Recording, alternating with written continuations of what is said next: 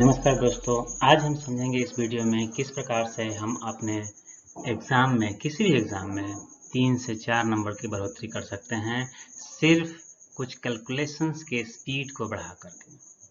खास करके mathematical calculation में मल्टीप्लिकेशंस को करने में हमें समय ज़्यादा लगता है। अगर हम उसके समय को थोड़ा कम कर लें तो निश्चित रूप से हम 3 से 4 क्वेश्चन एक्स्ट्रा कर पाएंगे।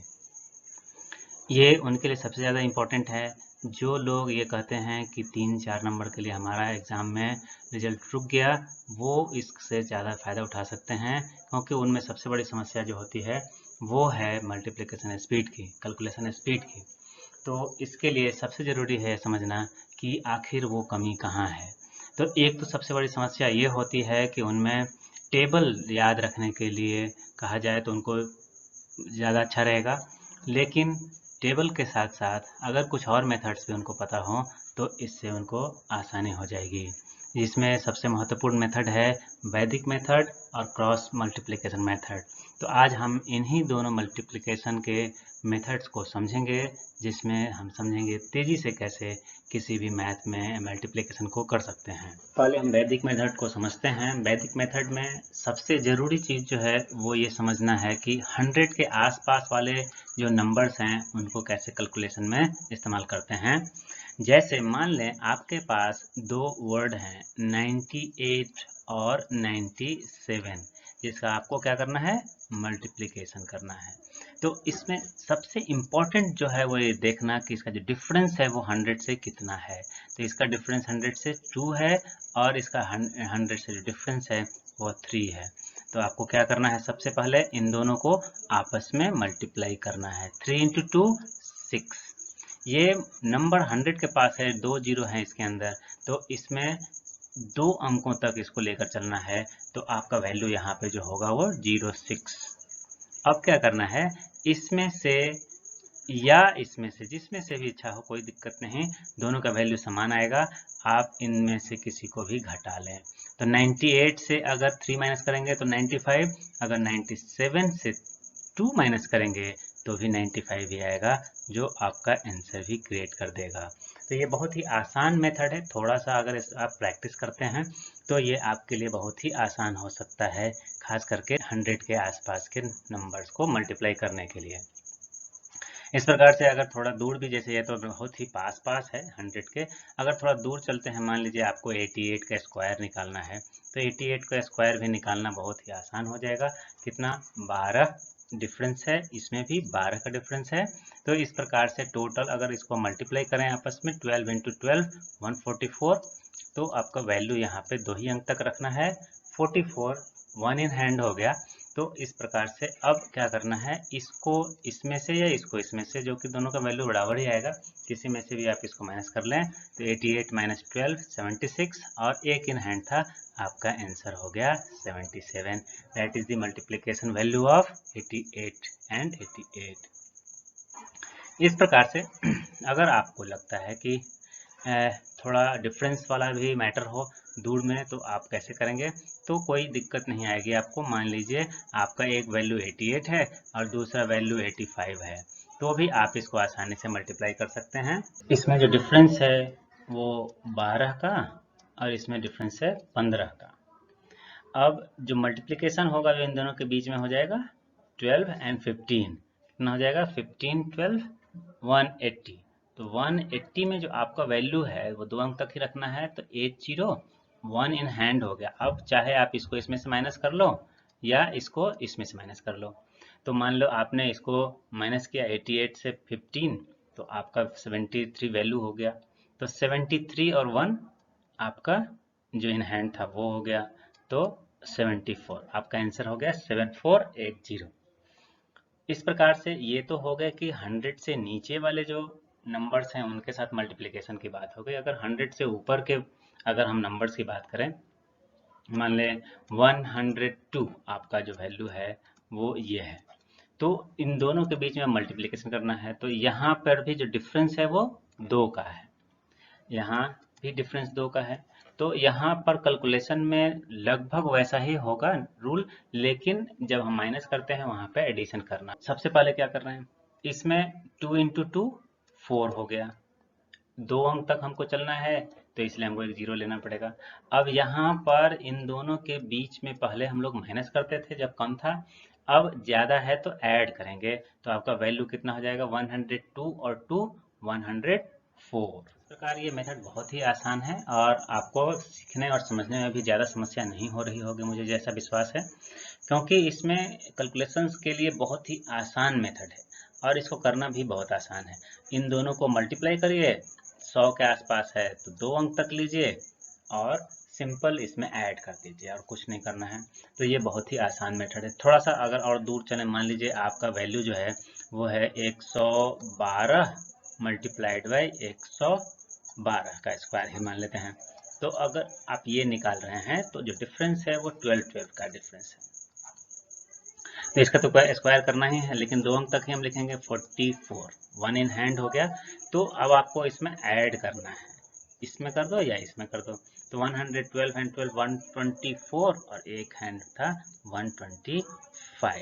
तो ये आपका कैलकुलेशन इसका एकदम इजीली आपको अवेलेबल हो गया।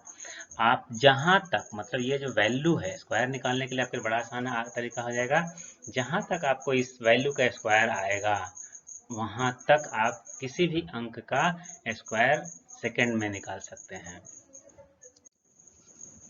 इस प्रकार से अगर आप चाहें तो 100 से अधिक लगभग 25 अंक तक और 100 से नीचे भी 25 अंक तक, मतलब 75 से लेकर के 125 तक के अंकों का बड़ी आसानी से स्क्वायर निकाल सकते हैं। या इस प्रकार से 100 से नीचे या 100 से ऊपर के अंकों का आपके पास मल्टीप्लिकेशन है तो आप वो आसानी से कर सकते हैं।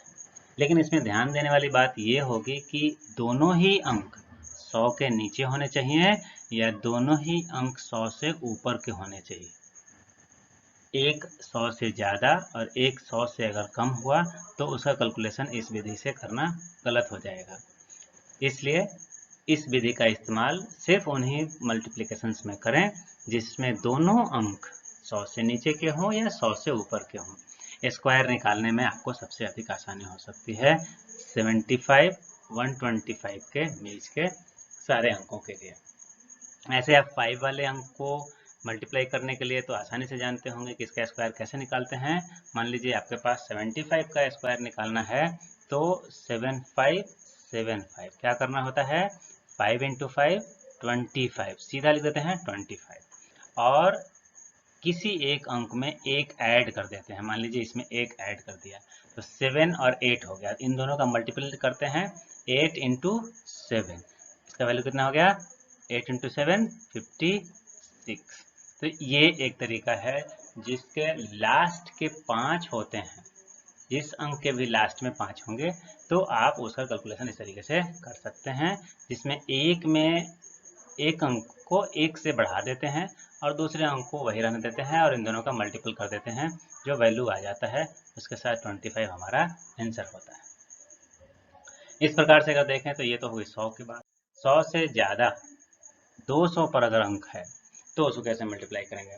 मान लीजिए आपके पास एक वैल्यू है 198 और इसका हमको स्क्वायर, तो इनमें भी डिफरेंस कितना है 200 से 2 का, इसमें भी 2 का। तो इस प्रकार से आपका जो वैल्यू है वो हो गया 4, मल्टीप्लाई किए 2 इंटू 2 4, एक अंक चूँकि 2 अंक तक हमको आगे लेकर चलना है इसको, तो इसलिए हमारा वैल्यू 04। अब यहाँ पर क्या करना है, पहले इसको चूँकि 200 से कम है इसको घटा लेना है। तो 198 को अगर 2 से घटाते हैं तो 196 आएगा। यहाँ पर ये 200 है तो इसलिए 196 को मल्टीप्लाई कर देना है 2 से। 196 को 2 से मल्टीप्लाई करते हैं तो कितना आ जाएगा 392। यहाँ पर जो वैल्यू लिख देंगे सीधा 392, ये आपका मल्टीप्लिकेशन वैल्यू होगा। इस प्रकार से अगर देखें 200 से ज़्यादा के वैल्यूज़ के लिए, मान लीजिए आपके पास एक अंक है 208 और 203, इसका आपको क्या करना है मल्टीप्लिकेशन करना है। तो इसमें जो वैल्यू है 200 से ज़्यादा का वो वैल्यू है 8 और इसमें है वैल्यू ज़्यादा वो 3, तो 8 इंटू 3 आपका वैल्यू हो गया 24। इसमें अब आप जोड़ लें या इसको इसमें आप जोड़ लें, तो अगर 208 और 3 अगर जोड़ लेते हैं तो आपका वैल्यू हो गया 211। 211 को आपको क्या करना है, मल्टीप्लाइड बाई 2 करना है। तो 211 का वैल्यू हो गया 422। ये आपका आंसर हो गया।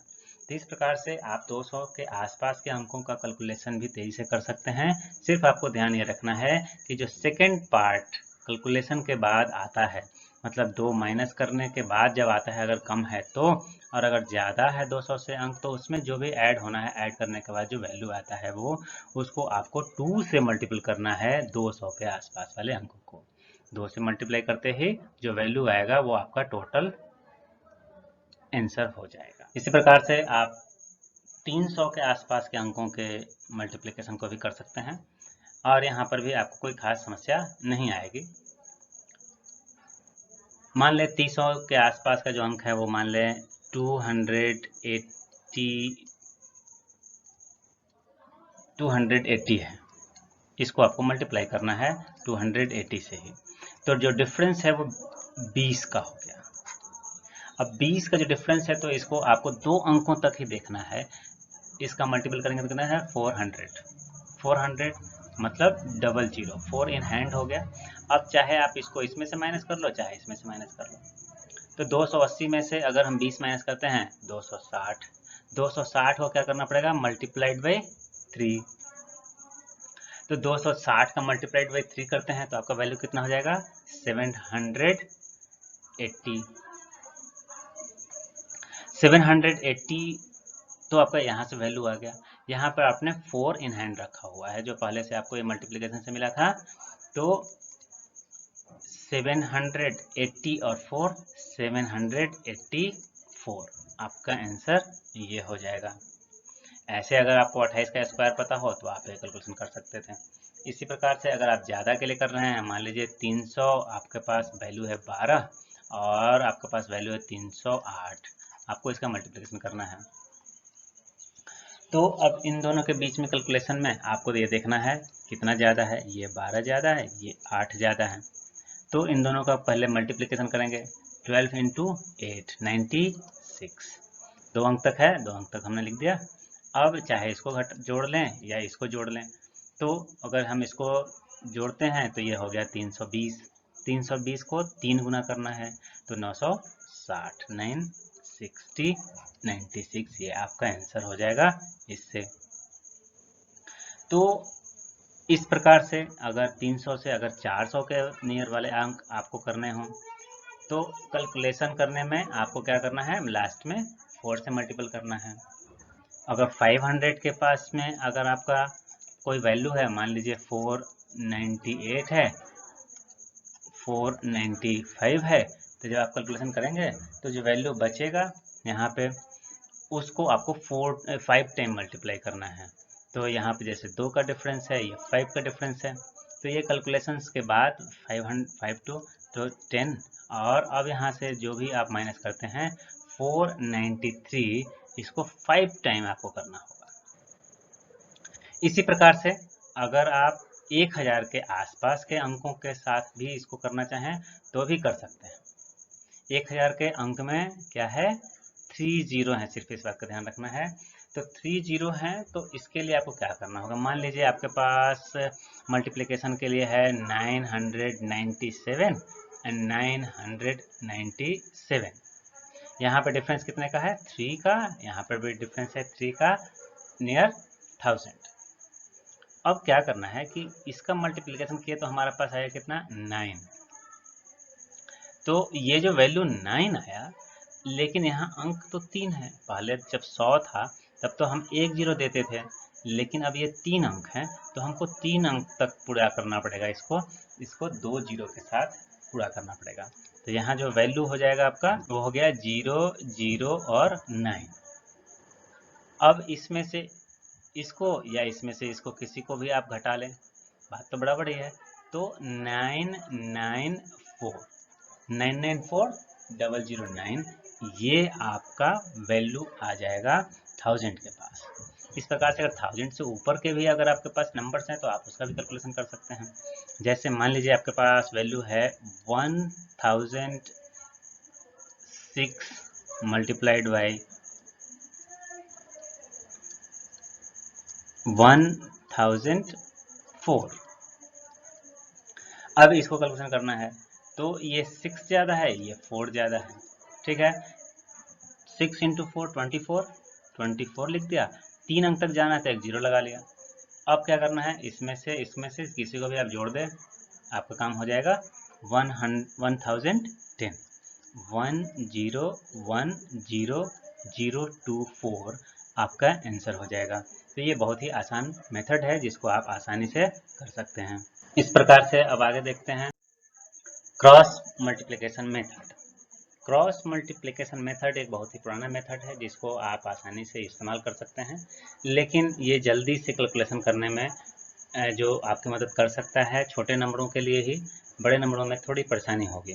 तो पहले शुरू करते हैं 2 डिजिट के नंबर्स के लिए। 2 डिजिट के कोई भी आप नंबर ले लें। मान लीजिए आपके पास एक वैल्यू है 42 और दूसरा वैल्यू है 24। इसको मल्टीप्लाई करना है तो पहले क्या करेंगे, ये वाले जो वैल्यूज हैं इनको मल्टीप्लाई करेंगे, मतलब 2 इंटू 4। जो भी वैल्यू आएगा वो आप पहले लिख लेंगे, या अगर 2 अंक होगा तो एक इन हैंड रख के एक अंक को लिखेंगे। उसके बाद दूसरा जो होगा वो जो दोनों नंबर्स उनके क्रॉस मल्टीप्लिकेशन होंगे, दूसरा वैल्यू में एक को पहले मल्टीप्लाई कर लें, फिर इसको मल्टीप्लाई कर लें, और दोनों के जो जो वैल्यू आएंगे उसको आपको जोड़ने होंगे। अब मान लीजिए आपने पहले किया 4 इंटू 4 प्लस 2 इंटू 2।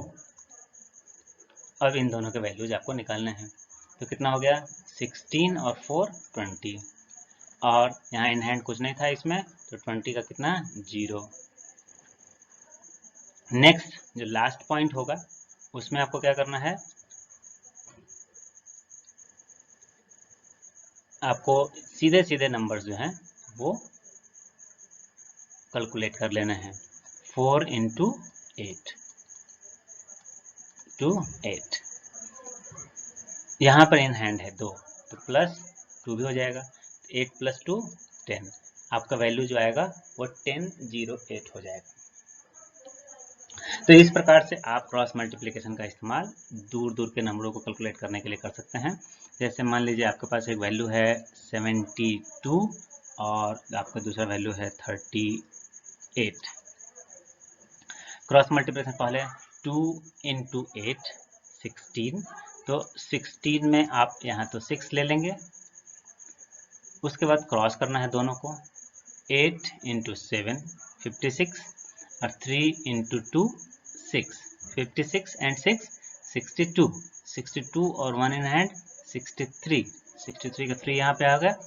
अब 7 और 3 का मल्टीप्लिकेशन करेंगे तो 21 और 6 इन हैंड था, तो 21 और 6 27, ये आपका आंसर हो जाएगा। तो ये जो मेथड है इसको हम लोग बोलते हैं cross multiplication method. First time अगर हम इसको थोड़ा बड़ा बड़ा कर दें तो ये आसान हो जाएगा हमको समझना कि किस प्रकार से हम कर रहे हैं। पहली बार इसके कैलकुलेशंस के नंबर्स, उसके बाद इसके कैलकुलेशंस के नंबर को ऐड करते हैं, और तीसरी बार हम इसको सिर्फ कैलकुलेट करते हैं, और इस प्रकार से हमारा फाइनल कैलकुलेशन हो जाता है। ये हमारा आंसर हो जाता है। अब 3 अंक के डिजिट्स के बीच में मल्टीप्लिकेशन को अगर हम समझें तो उसके लिए मान लीजिए एक नंबर हम लेते हैं 1 2 3, और दूसरा नंबर भी हमारा 1 2 3 ही है, इसी का स्क्वायर ही करते हैं। तो सबसे पहले स्टेप में हम इन दोनों को मल्टीप्लाई करेंगे, 3 इंटू 3 9। दूसरे स्टेप में इनको और इनको मल्टीप्लाई करेंगे, 3 इंटू 2 एंड 3 इंटू 2 6 प्लस 6। तो हमारा दूसरा जो स्टेप होगा 2 इंटू 3 प्लस 3 इंटू 2, तो हमारा वैल्यू कितना आ गया 3 इंटू 3 6 प्लस 6 12, ठीक है। तो पहले बार जो हम लोग किया था 9, तो हमारा वैल्यू था 9। अब दूसरे में 12 है, तो 12 में सिर्फ एक ही नंबर हम यहाँ पे लेंगे, तो 12 का 2 1 इन हैंड हो गया। अब तीसरा जो मल्टीप्लिकेशन होगा उसमें हम तीनों अंकों को शामिल करेंगे। मतलब ये कि आपका 1 इंटू 3, 3 इंटू 1 एंड 2 इंटू 2, ये हमारा अब कैलकुलेशन होगा। तो 3 into 1 plus 1 into 3 plus 2 into 2, ये हमारा कैलकुलेशन होगा। अब इस कैलकुलेशन के बाद हमारा जो वैल्यू होगा 3 प्लस 3 प्लस 4, तो 6 प्लस 4 10, 1 हमारा जो रिमेनिंग था इधर से वो हमने ले लिया 11, 11 का 1 हमने यहाँ पे डाल दिया। अब जो नेक्स्ट स्टेप होगा उसमें हम लोग दो अंकों को ही सिर्फ इस्तेमाल करेंगे, 1 और 2 का एक दूसरे से कैलकुलेशन।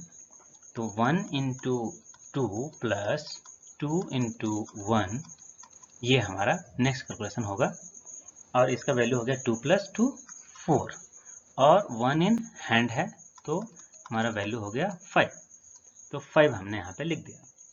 लास्ट स्टेप जो होगा वो होगा इन दोनों के बीच के कैलकुलेशन का 1 इंटू 1 इज 1, तो हमारा लास्ट स्टेप जो है 1 इंटू 1 1। तो इस तरीके से 5 स्टेप में आप किसी भी 3 डिजिट अंक के मल्टीप्लिकेशन को कर सकते हैं एक लाइन के अंदर। हाँ, ये थोड़ा प्रैक्टिस आपको चाहिए होगा क्योंकि आप इन चीज़ों को दिमाग में रख सकते हो तो सबसे आसानी से आप इस काम को कर पाएंगे। अदरवाइज आप छोटे छोटे कैलकुलेशन को माया में लिख करके भी आप कर सकते हैं, तो इस तरीके से आप ये आसानी से कर सकेंगे। अगर एक और दूसरा एग्जांपल लें थोड़ा इससे कॉम्प्लिकेटेड, मान लें 758 और 758 को ही हम कर रहे हैं स्क्वायर के रूप में मानने चलें। तो हमारा पहला कैलकुलेशन जो है 8 इंटू 8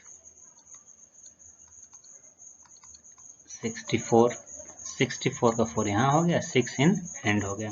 दूसरा कैलकुलेशन होगा 5 इंटू 8 का, 5 इंटू 8 का, तो हमारा वैल्यू कितना होगा 40 प्लस 40, 80 प्लस 6 इन हैंड वाला 86, 6 हमारा वैल्यू यहाँ हो जाएगा।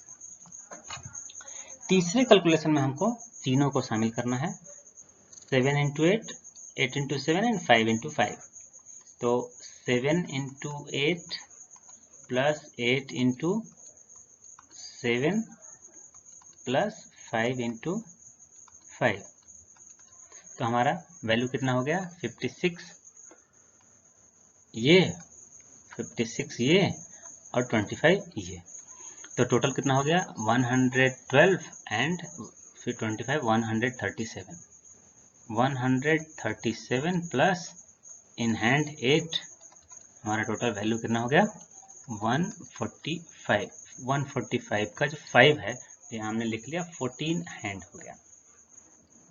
अब सेकेंड लास्ट स्टेप जो है उसमें हमको क्या करना है, हमको 7 5 और 7 5 का मल्टीप्लाई करना है। तो 7 इंटू 5 प्लस 7 इंटू 5, 75 35, 35 कितना हो गया 70 प्लस इन हैंड वाला था 14 दैट इज 84, 84 का 4 वैल्यू यहाँ आ गया, 8 इन हैंड है। अभी भी लास्ट स्टेप हमारा बाकी है। लास्ट स्टेप क्या करेंगे 7 इंटू 7, 7 इंटू 7 कितना हो गया 49 प्लस इन हैंड 8 हमारा 57, तो हमने यहाँ पे इसको ऐड कर दिया 57। इस प्रकार से आपको जो कैलकुलेशन प्राप्त हुआ ये है आपका फाइनल आंसर। ये कैलकुलेशन थोड़ा डिफिकल्ट लग रहा होगा लेकिन आजकल के ऑनलाइन एग्जाम के लिए आपको इस तरह के कैलकुलेशन को इस्तेमाल में लाना ही पड़ेगा। आप एक बार नीचे पेज पर देखेंगे, एक बार ऊपर देखेंगे, इस तरीके से आपका काम नहीं हो सकता। आपको स्क्रीन पर देखते देखते ही कैलकुलेशंस फिनिश करने होंगे और इसके लिए बहुत ज़रूरी है कि आप इस तरह के कैलकुलेशंस को करने की प्रैक्टिस करें। ये सारे कैलकुलेशंस आपके दिमाग में होने चाहिए। जैसे अगर हमने कहा यहाँ से कि 8 इंटू 7 तो आपके दिमाग में 56 112 दिमाग में आ जाना चाहिए। और 5 इंटू 5 25 112 125 137 आपके दिमाग में ये बात आनी चाहिए। आप ज़्यादा से ज़्यादा इन हैंड वैल्यूज़ को ही लिखें, बस उसके अलावे और कोई कैलकुलेशन को न लिखें।